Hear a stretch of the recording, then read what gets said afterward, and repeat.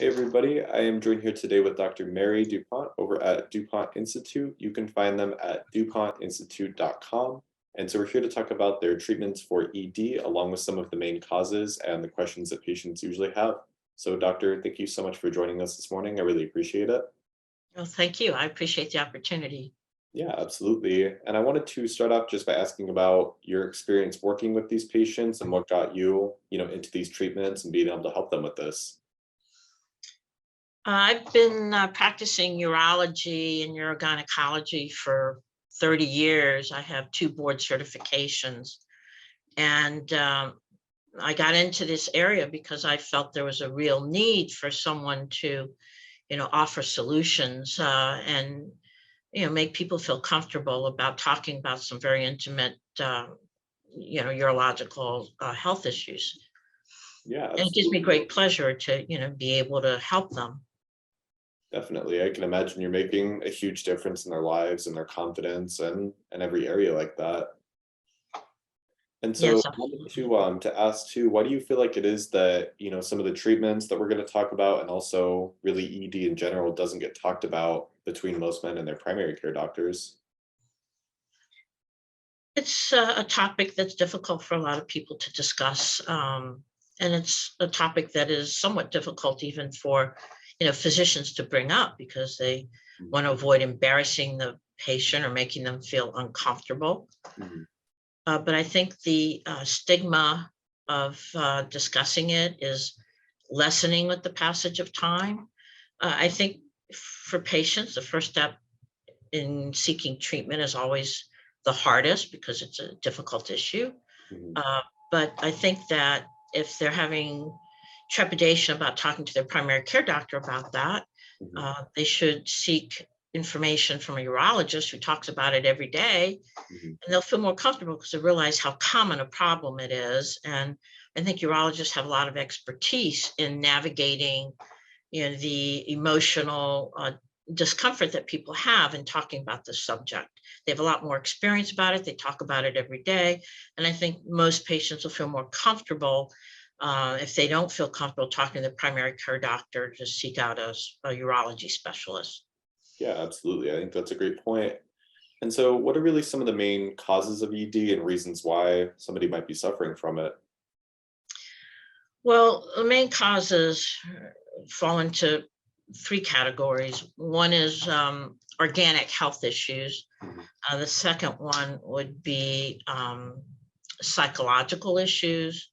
And then there's also the medication side effect issues. mhm, For the organic issues, these are typically people that have, for example, heart disease, atherosclerosis. They can have hypertension, diabetes. mhm, Um, Obesity is an issue, as well as patients that have issues with alcoholism or mhm, smoking. Uh, mhm. Smoking definitely has a negative impact on erectile function, and it's a great reason to try to quit that bad habit. Mhm, Neurological issues are typically things such as Parkinson's disease, multiple sclerosis. Those types of diseases often will negatively impact erectile function. mhm, Psychological issues, that's very common, particularly in the younger male population. mhm, They have performance anxiety or issues with self-image. They feel that they're perhaps not as endowed as they should be. mhm. Um, and there's often a lot of men have um, don't quite understand what normal is, Mhm, and especially patients that are obese, they have suprapubic fat pads that tend to conceal their actual penile length, and so mhm, they're very uncomfortable and thinking that they're not normal when in fact they are, and it's just the length is hidden by the mhm, suprapubic fat pad. Stress is another big issue in people's lives. There's a lot of mhm, stress that they experience, or they could also have relationship or marital issues that can negatively impact on their erectile function as well. So there's numerous causes, and it's important that they find the right person to discuss these issues with, get the right diagnosis and the right evaluation. Mhm. Decreased libido is another cause. You need to get your testosterone checked, thyroid functions checked, cholesterol levels checked. All those things are very important. Yeah, absolutely. And for patients that have something like diabetes or heart disease, like you mentioned, what are some of the main treatments, modalities you would focus on for improving the blood flow with them?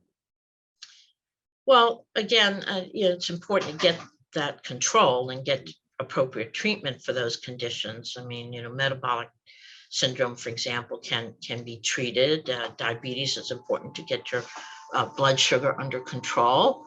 Mhm. Um, Things that can improve, blood flow would be a lot of the common medications that people are pretty aware of, and, for ED, like Viagra, Levitra, Cialis, that can help Mhm. improve blood flow and improve sexual function. We also offer the Mojo shot. The Mojo shot is a more potent advanced version of the P shot. And that is a form of regenerative medicine that has stem cells as well as 3 times the number of growth factors that your typical P shot would have. Okay. And so those are some of the things that we do offer our patients. Yeah, that's good to know. And is something like the Mojo shot, is that more of a sustainable and longer lasting solution than, something like the Viagra or Cialis? Well, and sometimes, we use a combination to Mhm. achieve optimum results. But the advantage of the regenerative medicine is it's natural, and they may not need some of the medications for erectile dysfunction. Mhm. Um, the growth factors help improve blood flow. That's one of the more immediate things that it will do. So it's a good option, especially for people that don't want to take a medication all the time and are looking for natural solutions. It's a good one to start off with, or try initially. And sometimes sometimes if they don't get um, complete result, adding or maintaining the use of Viagra, Cialis still gives them a better result than they had with them as standalone therapies. Okay, yeah, that's definitely good info to know. And on average, how long does it typically take from when you do one of those shots to where they start seeing some improvement and relief from that ED? Well, the Mojo shot, excuse me, the Mojo shot has stem cells, which a traditional P shot does not. Mm. As I said, it has more growth factors, but it also differs in that it's 100% natural. There are no additives to it. Mm. So it does take a little bit longer than a P shot to kick in.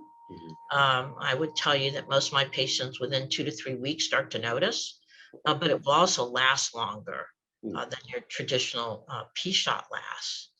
Um, and it can last 2 years Mm. if they get a good response. Again, it may not be a standalone modality. My goal is to improve their quality of life and achieve the results that they're looking for. Mhm. And I may have to use combination therapies to do that. Okay, yeah, and can you walk through, what those combination therapies would be? Would that just be something like the medication that we talked about, or anything else? Well, I mean, it could be medication, could be also testosterone supplementation that they might need, as well as the regenerative medicine. And, for gentlemen that have that feel self-conscious that they're not endowed enough, we also offer penile enhancement. I mean, I find that especially for the younger men, that one of the reasons for their dysfunction simply might be that they just don't feel that that they're endowed the way they should be. And so we talk about that and see if how to improve their self-confidence, and whether we want to, whether they're interested in penile enhancement. Mhm. Some of them just in the gay population, some men feel that their partners are bigger than they are, and then that creates a problem for them Mhm. in terms of sexual performance. And so we address that, talk to them about that, and if they want to proceed with things like penile enhancement, that may be all that's needed for them to regain confidence. And yeah, I wanted to ask as well. I know for, a lot of people out there, they might assume that, the getting older and really the aging process is going to come with, ED and probably some of the issues with low testosterone as well. Do you find that, patients really don't have to just live with those issues? You're able to actually correct those and get them feeling better? Well, absolutely. As you get older, you get more issues with atherosclerosis, Mhm. and I think this is a very good option because it's natural to help reverse that, improve that. Mhm. After I do the shot, I will ask them to take something like Cialis for 30 days, and it's important I tell them have an erection every day for 30 days. Make sure it lasts for at least 10 minutes to get that blood flow going. Mhm. Uh, f- so it tends to work better for patients that have less severe forms of erectile dysfunction. Mhm. I think the vacuum erection devices are useful if they have more severe forms and they're not able to get an erection at all, or not enough for penetration. Then I would add that as a therapy as well for the afterwards. Okay, yeah, that's good to know. And then you mentioned too, you also want to have them get, the diabetes or any other underlying conditions under control for them to be able to get the most out of it. Yes, I mean, they can have cholesterol issues. They need to get a lipid panel. It could be thyroid issues. They need to get their thyroid function test. Mhm. Testosterone levels are typically highest in the morning, so you want to get your testosterone level checked in the morning, early morning, because you can get a falsely lower level of testosterone if you get it checked later in the day, Mhm. because there's a diurnal rhythm to the testosterone levels. So Mhm. it's important that you also get the test at the appropriate time. Sugar levels, glucose levels, make sure you don't have diabetes, for example. Mhm. All of those issues, can be improved. Yeah, Metabolic syndrome, all of those issues can be improved and corrected or for many patients. yeah, that's good to know.